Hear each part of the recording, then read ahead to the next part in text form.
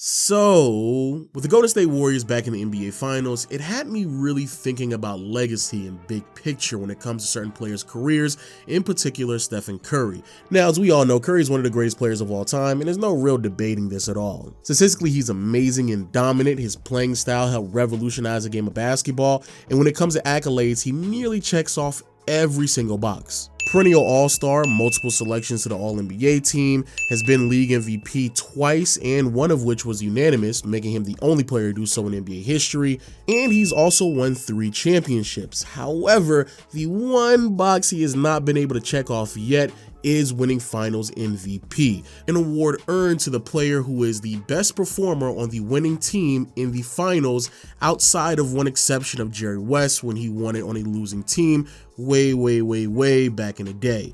However, one could also argue there's another exception to this rule, and unfortunately Curry was a victim to this, because in 2015, Andre Iguodala walked away with the iconic award, despite statistically speaking, he was nowhere near close producing on the same levels as Curry or even LeBron James. And even looking at it through a historic lens, Iguodala is easily the least impressive statistical Finals MVP recipient the NBA has ever seen, and what makes this even more troubling is that when you see the results of the ballot, Steph Curry didn't even receive a single vote for the award. But how exactly did this happen? And quite frankly, I'm just as surprised as many of you all. I vividly remember watching that series and undeniably believing that Stephen Curry should have won that award, or at least received 1 vote. And what's even more troubling is that here we are several years later and people use the fact that Iguodala won the Finals MVP in 2015 to downgrade the impact that Curry had in that finals. But today, all of that stops, because not only am I going to prove to you that Andre Iguodala should not have won that award, but Stephen Curry was undeniably the best and most impactful player for the Golden State Warriors, who inevitably won the championship. But first, let's talk about Andre Iguodala, the Finals MVP himself. Now, to be fair to Iggy, just pointing out his points, rebounds, and assists is not an accurate depiction of how he impacted the series, because his true value was displayed in his defensive intangibles once he was inserted into the starting lineup. And once this occurred, that's when the series really turned around in favor for the Warriors. Because before Iggy was a starter, the Cavaliers were actually winning the series as they were up 2-1, with LeBron having monstrous scoring performances. But as soon as Iguodala stepped foot in the starting lineup, not only did LeBron's impact start to diminish, with Iggy being his primary defender, thus earning the title of being the LeBron stopper, but more importantly, the Warriors would go on to win 3 straight as they finished the series in 6. So on the surface, it does seem pretty easy to connect the dots. The Warriors were losing, LeBron was putting up great numbers, then Iguodala started, LeBron's numbers didn't look as great as they once did, and now the Warriors start winning again. However, it's not that simple, and for 2 reasons. A, when you actually look at the final 3 games of that series, one could argue that Iguodala was actually the worst individual defender on LeBron. Now, I know many people are going to reference the tracking stats of Iguodala holding LeBron to 11 for 46% shooting from the field when he was contesting his shots. However, defensive tracking stats can be heavily flawed, and for several reasons. So what I decided to do was just go back and rewatch the final 3 games and tally how many times LeBron scored on Iguodala as an individual, and I did this on stream, so if you don't believe me, I'll just leave a link in the description so you can rewatch it if you still question this.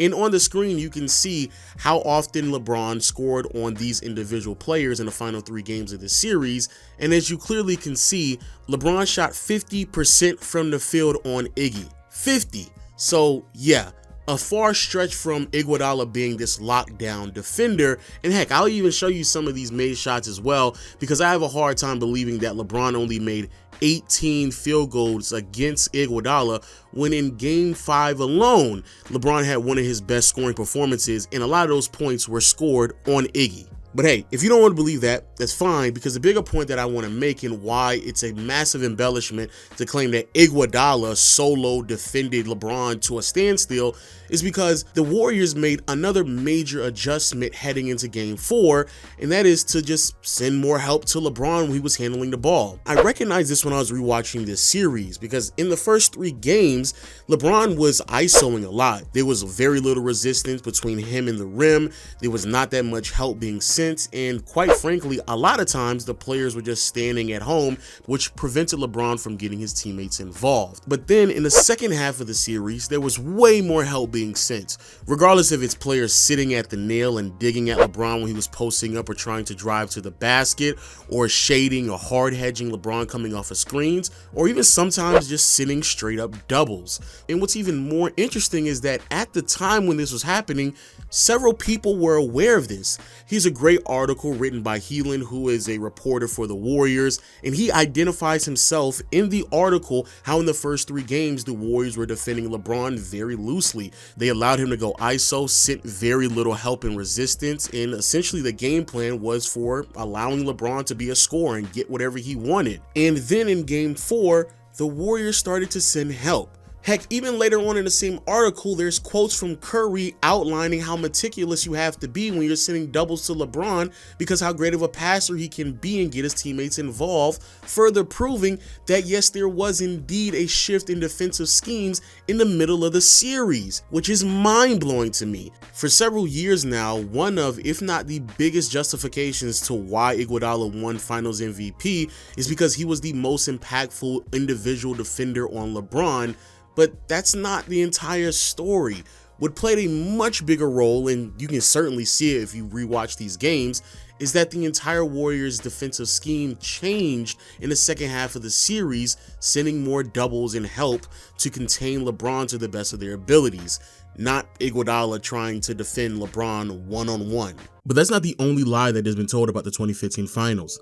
Another massive misconception is this idea that Steph and Curry performed poorly in this series, which is far from the truth. Curry ended the series averaging 26 points, over 6 assists, 5 rebounds, nearly 2 steals on shooting splits of 44, 38, and 88, which resulted in a true shooting percentage of 58.5%. Now, if we were to just look at scoring alone, it is undeniable that Curry had one of the more impressive performances that the NBA has offered in the finals in recent memory. And that sentiment becomes clear when you compare the sheer volume and efficiency to other Finals MVP recipients in the years leading up to that finals. The only players who have comparable volume and efficiency when it comes to their scoring, if not eclipse what Curry did in the 2015 finals, is 2007 Tony Parker, 2006 D Wade, 2012 LeBron, 2003 and 99 Tim Duncan, and of course those Shaq years where he was just completely dominant. But that's it, meaning that from a scoring perspective alone, Curry had one of the most impressive performances that we had seen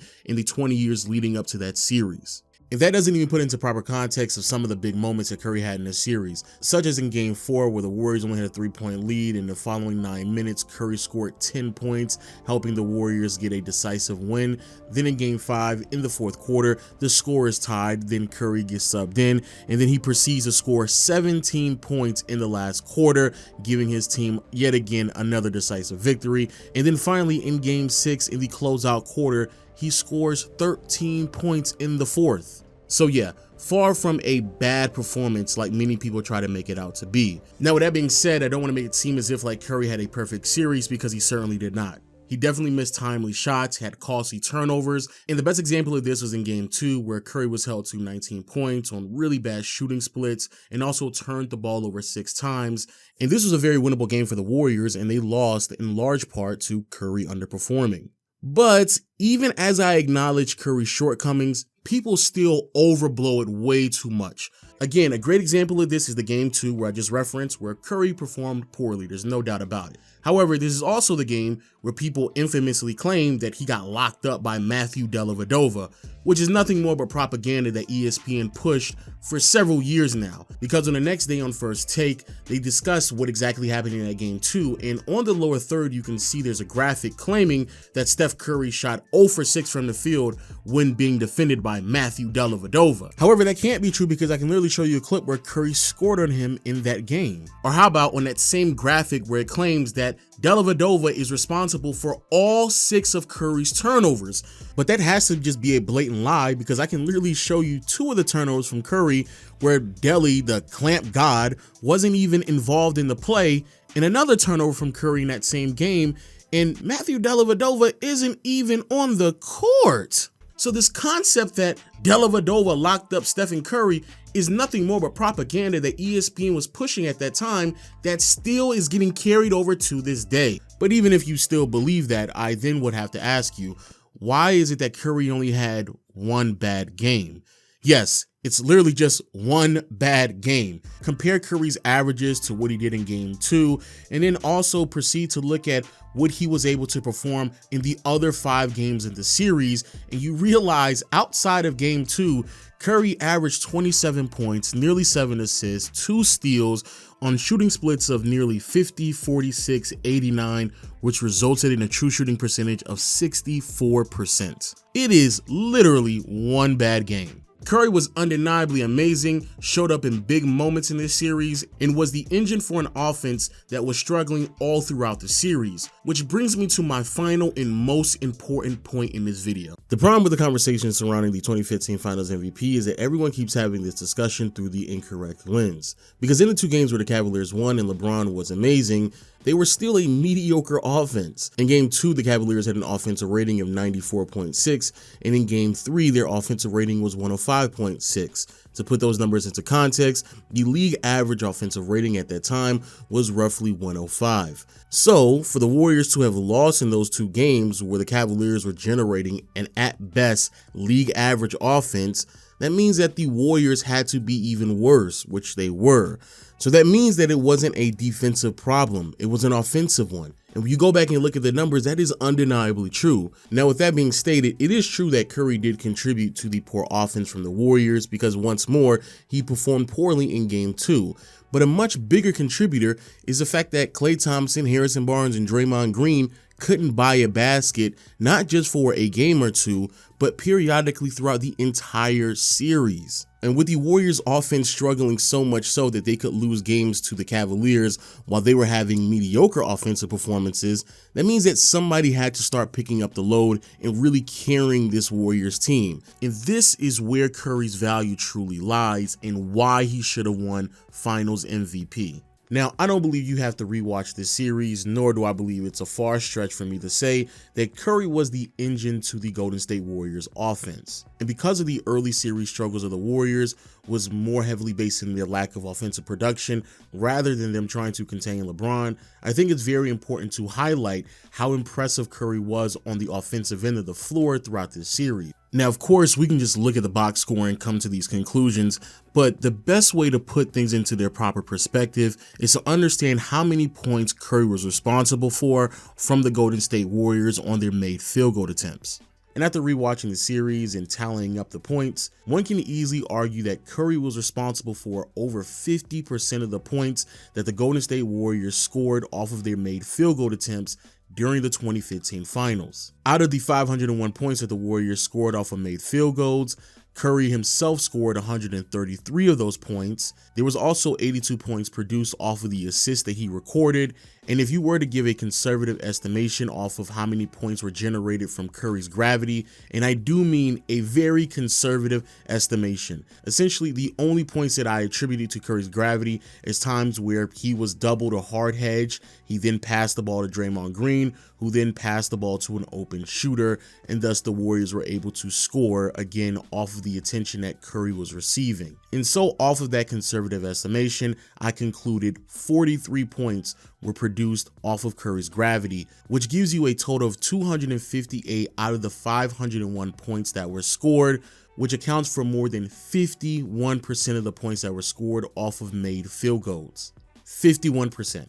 Now that is the true definition of value, and that is the reason why Curry should have won Finals MVP. Not Iguodala, because though Iguodala was a primary defender on LeBron when he was inserted into the starting lineup, he received way more help containing LeBron than Curry received on the offensive end. And even when it comes to LeBron, even though yes, it is true he was sensational, and honestly, I even believe that LeBron was a better recipient of the Finals MVP this year than Andre Iguodala was. However, even with LeBron having games where he produced at an all-time level just off of his sheer volume, it still wasn't enough to help the Cavaliers generate a quality offense to make this argument that he was just this overwhelming force that the Warriors couldn't keep up with. And we know this to be true because once Curry had a much greater impact on the offensive end for the Warriors, it didn't matter if LeBron had an amazing game like he did in Game 5, it still resulted in the Cavaliers' loss.